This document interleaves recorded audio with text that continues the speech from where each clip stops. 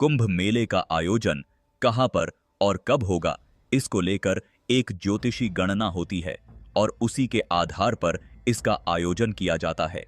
सबसे पहले जानते हैं हरिद्वार में लगने वाले कुंभ की।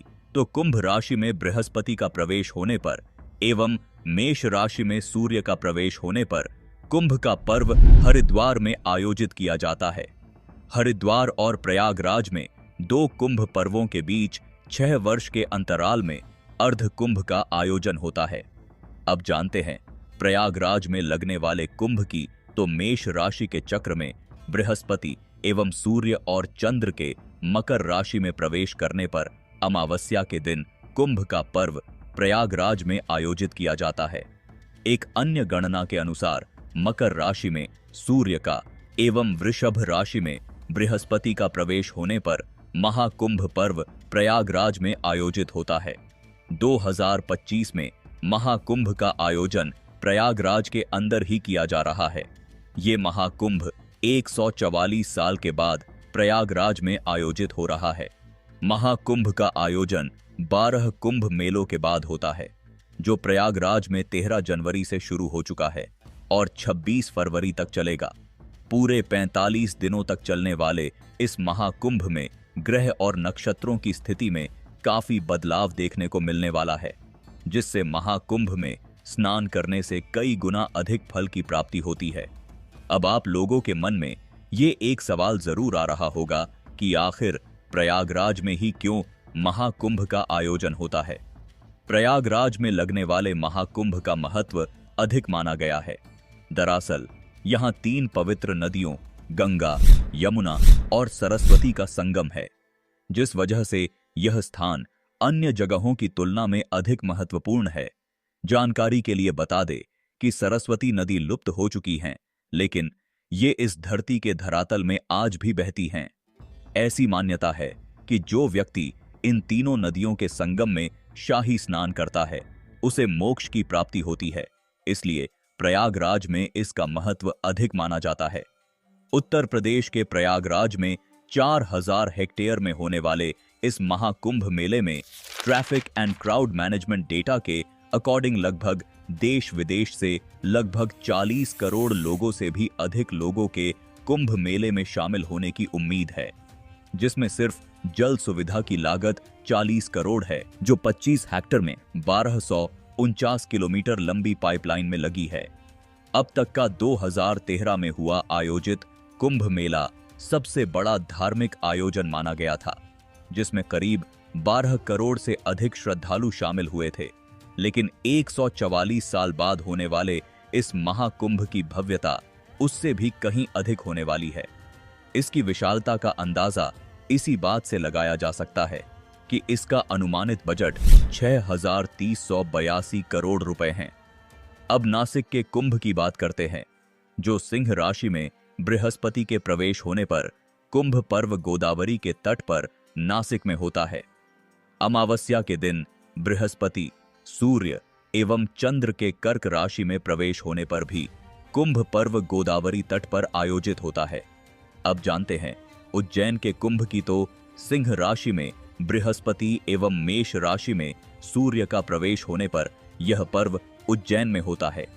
इसके अलावा कार्तिक अमावस्या के दिन सूर्य और चंद्र के साथ होने पर एवं बृहस्पति के तुला राशि में प्रवेश होने पर मोक्षदायक कुंभ उज्जैन में आयोजित होता है। इस कुंभ को सिंहस्थ कुंभ के नाम से जाना जाता है। ऐसा इसलिए क्योंकि इसमें सिंह राशि में बृहस्पति का प्रवेश होता है। यहाँ कुंभ का आयोजन हर 12 साल के बाद होता है। दोस्तों, हमने महाकुंभ के इतिहास के बारे में तो जान लिया है। अब हम बात करते हैं महाकुंभ से जुड़े कुछ ऐसे रहस्यों की जिनके बारे में बहुत ही कम लोग जानते हैं। तो चलिए सबसे पहले हम बात करते हैं शाही स्नान से जुड़े रहस्य की। दोस्तों, शाही स्नान का मतलब है संगम में साधुओं और भक्तों का स्नान। भक्तों का मानना है कि इससे पुराने सभी पाप धुल जाते हैं और जन्म मृत्यु के चक्र से मोक्ष और मुक्ति का मार्ग प्रशस्त होता है। महाकुंभ में विभिन्न अखाड़ों से संबंध रखने वाले साधु संत शाही स्नान करने पहुंचते हैं। ये संत सोने चांदी की पालकियों, हाथी, घोड़े पर बैठकर स्नान के लिए आते हैं। इसे अखाड़ों की शक्ति और वैभव प्रदर्शन के रूप में देखा जाता है। बोलचाल में इसे राजयोग स्नान भी कहा जाता है। साधु और उनके अनुयायी पवित्र नदी में तय समय पर डुबकी लगाते हैं। पौराणिक मान्यता है कि शुभ मुहूर्त में डुबकी लगाने से अमरता का वरदान प्राप्त होता है। यही वजह है कि यह महाकुंभ मेले का अहम हिस्सा है। शाही स्नान हमेशा ही सुर्खियों में रहता है। शाही स्नान के बाद ही आम लोग पवित्र नदी में डुबकी लगाते हैं।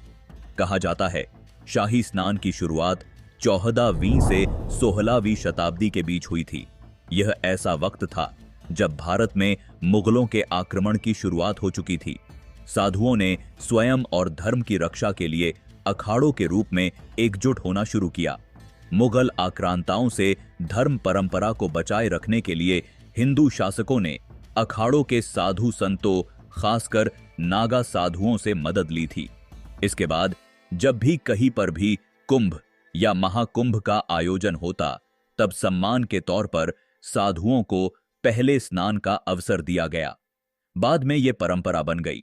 साधुओं को ससम्मान राजशाही तरीके से स्नान कराया जाने लगा।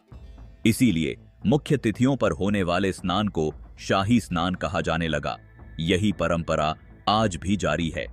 कुंभ मेले में स्नान के बाद अक्षयवट के वृक्ष का दर्शन करने का विशेष महत्व है। ऐसा माना जाता है कि अक्षयवट वृक्ष के दर्शन करने और इसके नीचे पूजा करने से व्यक्ति को जन्म मरण के चक्र से मुक्ति मिलती है।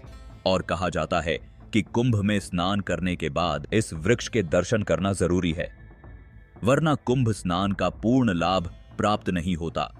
यह माना जाता है कि गंगा, यमुना और सरस्वती के संगम का पवित्र जल अक्षयवट की जड़ों को सींचता है, जिससे यह वृक्ष अमर बना रहता है। प्रयागराज में अक्षयवट का वृक्ष पवित्र त्रिवेणी संगम के पास इलाहाबाद किला के अंदर मौजूद है। यह स्थान भारतीय आध्यात्मिकता और पौराणिकता में अत्यंत महत्वपूर्ण है। कुंभ मेले के दौरान अक्षयवट के दर्शन की विशेष व्यवस्था की जाती है। चूंकि यह वृक्ष किले के अंदर है, जो भारतीय सेना के संरक्षण में है, आम दिनों में इसके दर्शन के लिए विशेष अनुमति की आवश्यकता होती है, लेकिन कुंभ मेले के समय इसे श्रद्धालुओं के लिए खोला जाता है। प्रयागराज के इस अक्षयवट के पेड़ का कई धार्मिक ग्रंथों में उल्लेख देखने को मिलता है। यह माना जाता है कि यह वृक्ष त्रेता और द्वापर युग में भी अस्तित्व में था। भगवान राम और माता सीता ने वन जाते समय इस वृक्ष के नीचे विश्राम किया था। गुप्त काल और मुगल काल के शिलालेखों और साहित्य में भी इसका उल्लेख मिलता है। प्रयागराज में स्थित यह वृक्ष भारतीय इतिहास के कई महत्वपूर्ण कालखंडों का साक्षी रहा है। हालांकि अक्षयवट की आयु का वैज्ञानिक परीक्षण नहीं हुआ है, लेकिन यह वृक्ष कम से कम 2 से 3 हजार वर्ष पुराना माना जाता है। अक्षयवट को पौराणिक मान्यताओं में अमर और कालातीत माना गया है।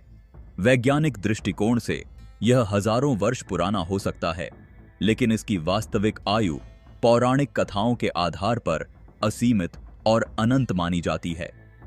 अब जानते हैं इसके दूसरे रहस्य के बारे में। तो वह महाकुंभ और कौवे से जुड़ा है। दरअसल समुद्र मंथन के दौरान जब अमृत का कलश निकला, तो देवताओं और असुरों में इसे पाने के लिए भीषण संघर्ष हुआ।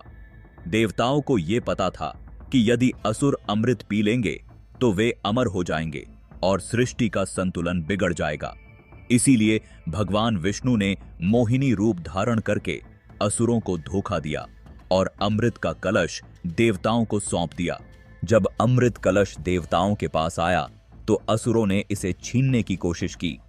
इस दौरान भगवान इंद्र के पुत्र जयंत ने अमृत कलश लेकर भागना शुरू कर दिया ताकि असुरों से इसे बचाया जा सके। जब जयंत अमृत कलश लेकर भाग रहा था, तब उसे एक कौवे ने देख लिया। कौवा इस स्थिति से अनजान था कि जयंत के पास अमृत है। उसने इसे साधारण भोजन समझा और कलश के पास पहुंचकर चोंच मारने की कोशिश की।